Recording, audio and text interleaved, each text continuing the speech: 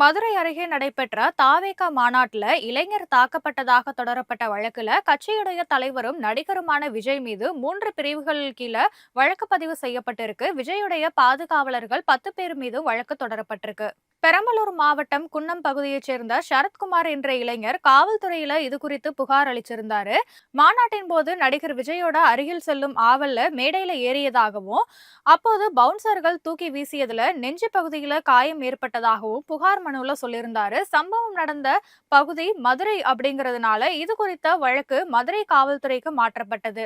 அதன் அடிப்படையில நடிகர் விஜய் மற்றும் அவரது பாதுகாவலர்கள் 10 பேர் மீது வழக்கு பதிவு செய்யப்பட்டு விசாரணை நடைபெற்று வருது. விஜய் ரசிகர் ஒருவரே அவருக்கு எதிராக புகார் தெரிவித்திருப்பது தாவேகா கட்சியினர் மத்தியில அதிர்ச்சியை ஏற்படுத்தியிருக்கு. அதே நேரம் இது குறித்து கருத்து தெரிவித்துள்ள தாவேகா நிர்வாகிகள், இளைஞர் தாக்கப்பட்டதாக தவறான தகவல்கள் பரப்பப்படுது அப்படின்னும், கட்சியுடைய வளர்ச்சியை பிடிக்காதவங்க இந்த செயல்ல ஈடுபடுறதாகவும் குற்றம் சாட்டியிருக்காங்க.